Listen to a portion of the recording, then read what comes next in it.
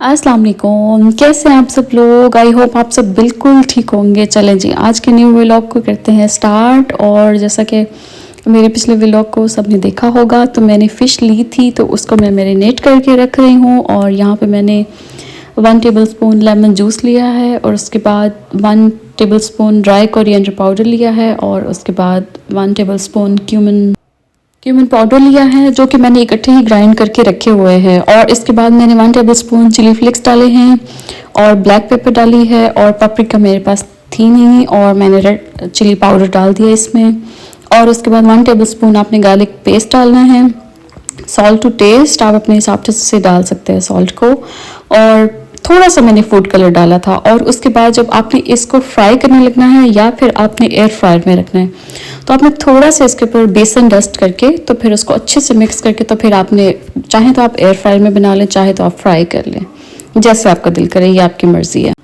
और मैंने इसको अच्छे से मसाला लगा के 2-3 घंटे के लिए फ्रिज में रख दिया था। और उसके बाद चाहे तो आप बेशक फ़ौरन भी बना सकते हैं, इसमें कोई मसला नहीं है, बहुत अच्छी बन जाती है, क्योंकि इसमें लेमन जूस और मसाले वगैरह जो हैं तो बहुत अच्छे से मैरिनेट हो जाते हैं फ़िश में, और बहुत अच्छा टेस्ट आ जाता है। और जब आपकी फ़िश अच्छे से वॉश हुई हो और बिल्कुल उसमें स्मेल ना हो, तो फिर आप चाहें तो आप फौरी फौरी भी बना सकते हैं। और ये फ़िश बहुत मज़े की बनी थी, बहुत अच्छी बनी थी। और मैंने इसमें 1 केजी फ़िश ली थी, तो आप अपने हिसाब से मसाले वगैरह कम ज़्यादा कर सकते हैं, जितना आपको सही लगे, क्योंकि मैं थोड़ी स्पाइसी बनाती हूँ। और आप अपनी मर्ज़ी से कम ज़्यादा मसाले रख सकते हैं इसमें। और मैं हमेशा से यही रेसिपी फ़िश के लिए बनाती हूँ, बहुत ही इससे मज़े की फ़िश बनती है। और मैंने इसको एयर फ्राई में बनाया था, और ये बहुत मज़े की फ़िश बनी थी। आप लोग भी सेम ऐसी रेसिपी से ज़रूर इसको फॉलो कीजिएगा, ज़रूर बनाइएगा, और मुझे ज़रूर बताइएगा। और ये है कि शायद मैंने फ़ील किया है कि ऐसा है कि मैं जब बात कर रही हूँ, तो शायद मेरे मुंह से ऐसा लग रहा होता है कि मेरे मुंह में पानी आ रहा है कोई रेसिपी बताने की वजह से। लेकिन ऐसा बिल्कुल भी कुछ नहीं है, क्योंकि मेरी टीथ पे ब्रेसेस लगे थे, तो उसकी वजह से मुझे टीथ पे शील्ड लगानी पड़ती है। तो वो शील्ड की वजह से मेरे मुँह में बहुत ज़्यादा पानी आता है। तो बहुत ज़्यादा माउथ जो है वाटरी रहता है, तो वो ऐसे फील होता है कि जैसे कोई चीज़ खाने वाली देख के तो अगले बंदे के मुंह में पानी आ जाता है जैसे। लेकिन मेरे साथ ये मसला हर टाइम होता है। तो बस ये देखिए, अच्छे से फ़िश को मैंने मैरिनेट कर लिया यहाँ पे। और यहाँ पे फ़िश जो है ना बहुत अच्छी मिल गई थी हमें वैसे, लेकिन मुझे पहले इस फ़िश का नहीं पता था, मुझे किसी ने बताया इस फ़िश का। तो फिर अब भी मैं हमेशा यही फ़िश लेकर आती हूँ, और फिर ये बहुत मज़े की बनती है इस तरह से मैरिनेट करके। जब मैं इसको रखती हूँ 2-3 घंटे के लिए फ्रिज में, तो ये बहुत अच्छी बन के तैयार होती है। आप लोग भी ज़रूर ट्राई कीजिएगा।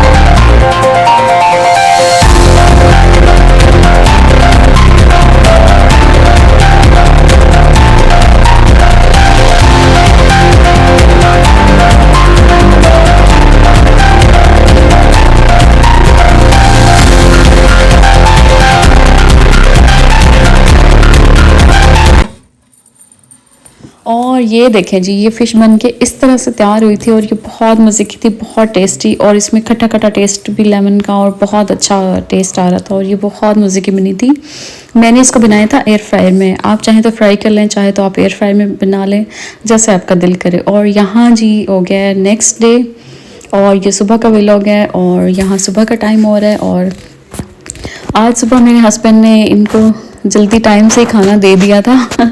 बेचारी बहुत भूखी थी, इनको बहुत ज़्यादा भूख लगी हुई थी। और जैसे ही हम सुबह उठे हैं, तो फिर ये हमारे डोर के बिल्कुल पास आकर मतलब बुला रही थी हमें कि हमें खाना दो, इस तरह से। तो फिर और हमें देख के भी लग रहा था कि बेचारी बहुत ज़्यादा इनको भूख लगी हुई है। तो बस ऐसे ही होता है। और अब ये माशाल्लाह से इतना मतलब रिस्पॉन्स करती हैं आगे से इनको, क्योंकि हमारे साथ रहते हुए अभी काफ़ी टाइम हो गया, और ये हर टाइम हमारे साथ होती हैं कैट्स, बिल्कुल हमारे ऐसे फैमिली की तरह हो गई हैं। तो जब भी बस हम नज़र आते हैं इनको, तो बस आगे से फिर वो रिस्पॉन्स करना शुरू कर देती हैं, और अब तो बात भी करती हैं, बोलती हैं, म्याऊं म्याऊं करती हैं, आगे से फिर जवाब देती हैं हमें। जब भी हम इनसे पूछते हैं कि आपको भूख लगी है या आपको खाना चाहिए, तो आगे से फिर रिस्पॉन्स देती हैं।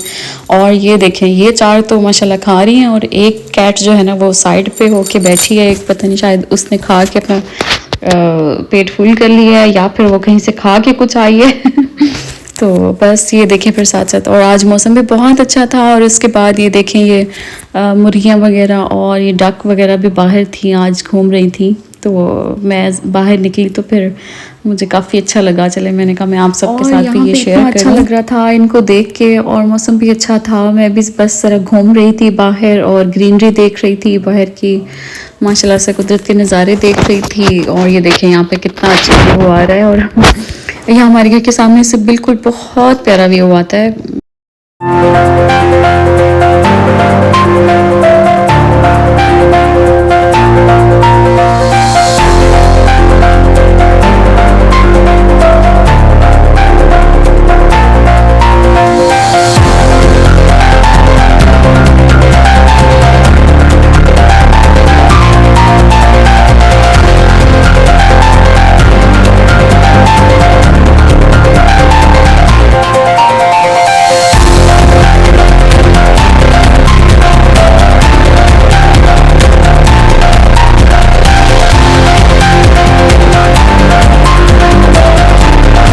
देखें जी, यहाँ पे आपने ये देखा होगा कि ऑरेंजेस के ट्री हमारे घर माशाल्लाह लगे हुए हैं, तो घर की बैक साइड पे भी है, तो मैं आपको वो भी किसी दिन इंशाल्लाह ज़रूर दिखाऊंगी।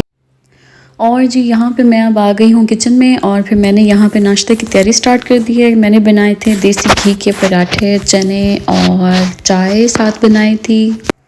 और जिस तरह से मैं चने बनाती हूँ वैसे मतलब मुझे ख़ुद भी बहुत ज़्यादा पसंद है वो चने, और लाहौरी चने होते हैं। और उसके बाद रेसिपी मेरी अपनी है, पता नहीं आप सब कैसे बनाते हैं, मुझे नहीं पता तो बाकी ये है कि पराठे भी इस तरह ही मैं डेली बनाती हूँ, और देसी घी के पराठे। और मेरे हस्बैंड को मेरे हाथ का पराठा इतना ज़्यादा पसंद है माशाल्लाह से, वो कहते हैं कि आप बेशक डेली मुझे ऐसा पराठा दे दो बना के, और उसके बाद फिर बेशक आप चाय के साथ दे दो, चाहे आप अचार के साथ दे दो, बेशक आप एक अंडा भी बना दो, लेकिन पराठा डेली ऐसा ही होना चाहिए और फिर अल्हम्दुलिल्लाह माशाल्लाह से मेरे हस्बैंड बिल्कुल भी डिमांडिंग नहीं है, वो मतलब उनको जो भी बना के दे दो, चाहे मैं अपनी मर्ज़ी से भी चीज़ें बना के दे दो, उन्होंने कभी किसी चीज़ पे एतराज़ नहीं किया अल्हम्दुलिल्लाह।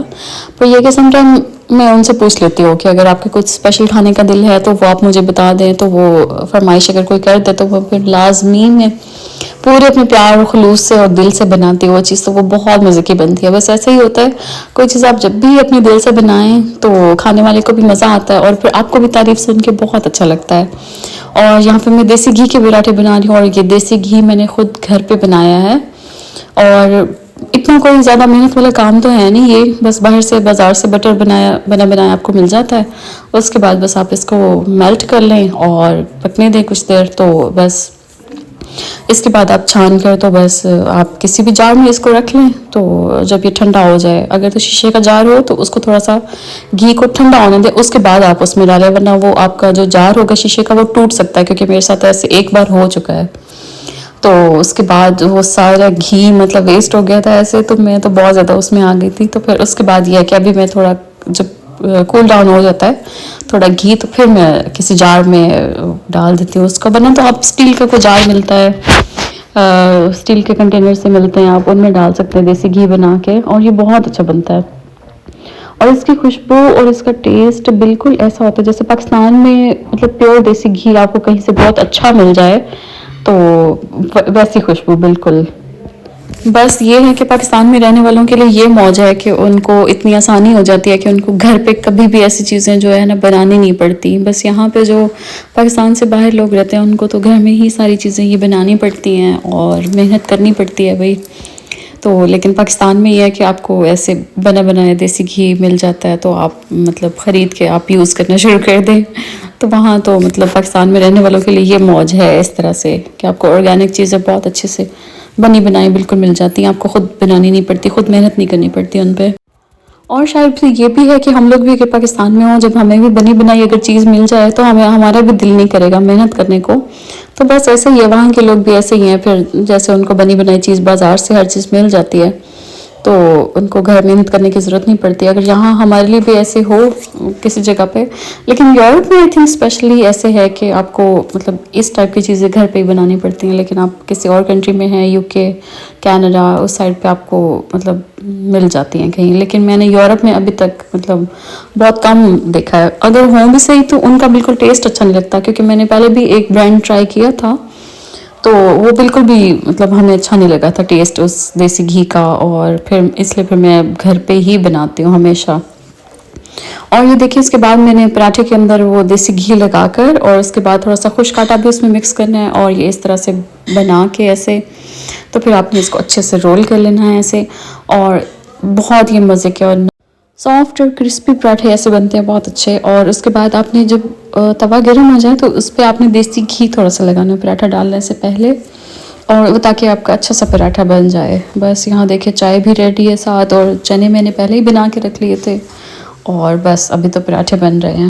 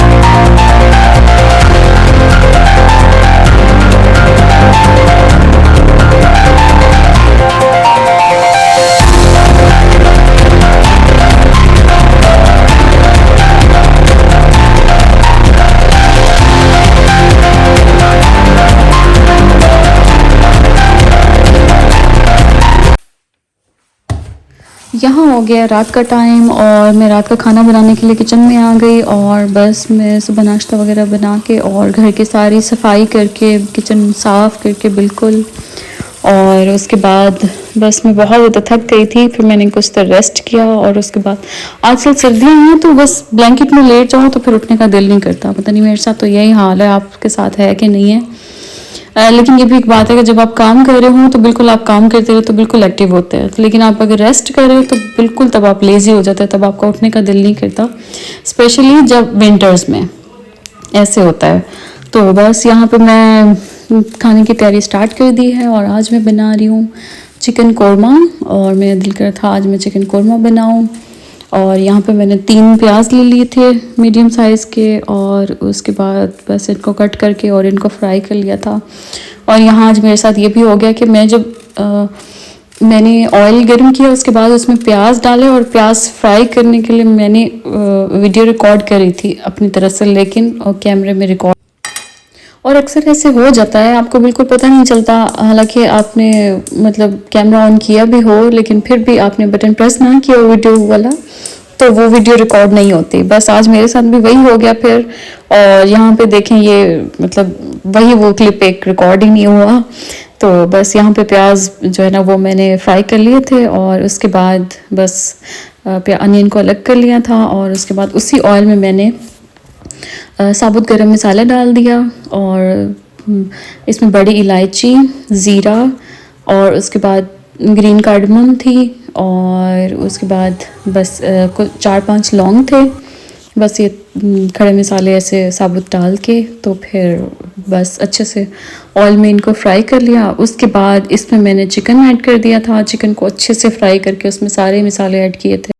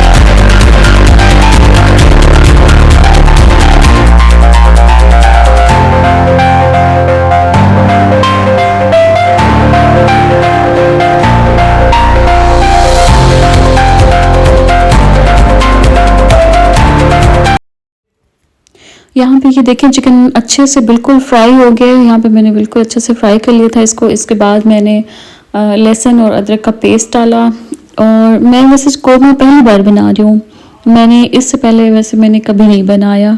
और इसके बाद मैंने इसमें सॉल्ट ऐड किया, और रेड चिली पाउडर था, क्यूमिन पाउडर था, और उसके बाद कोरिएंडर पाउडर था, और हल्दी पाउडर मैंने इसमें डाल दिया था। और उसके बाद अच्छे से इसको फ्राई कर लिया था, और तब तक फ्राई किया जब तक ऑयल अलग नहीं हो गया। और फिर यहाँ पे देखें कि ऑयल अलग हुआ है यहाँ पे भी, लेकिन मसाले डालने के बाद भी जब अच्छे से बिल्कुल ऑयल अलग हो गया तो फिर उसके बाद मैंने जो अनियन मैंने फ्राई किए थे उसको मैंने ग्राइंड कर लिया, और योगर्ट, फ्राइड अनियन, योगर्ट और थोड़ा सा पानी मिक्स करके और थोड़ा सा सॉल्ट डाल के उसको अच्छे से ग्राइंड कर लिया था बिल्कुल, और वो बिल्कुल फाइन पेस्ट बन गया था एक। अच्छा, कुछ लोग हैं शायद कोरमे में काजू वगैरह भी ग्राइंड करते हैं, लेकिन मैंने मतलब नहीं ग्राइंड किए थे, वो मुझे बिल्कुल अच्छे नहीं लगते, क्योंकि काजू का टेस्ट मुझे सालन में बिल्कुल अच्छा नहीं लगता। तो वो शायद कुछ लोग कहेंगे कि उसके बगैर तो शायद रेसिपी पूरी नहीं होती, लेकिन मैंने ऐसे भी बना के देखा है, लेकिन बहुत अच्छा ऐसे भी बना था। मैंने काजू नहीं मिक्स किए थे, और काजू बादाम दोनों मिक्स करते हैं कई लोग, लेकिन मैंने इसमें थोड़ा सा पानी, योगर्ट और जो फ्राई किए हुए अनियन थे वो मैंने इसमें मिक्स करके तो अच्छे से ग्राइंड कर लिया था।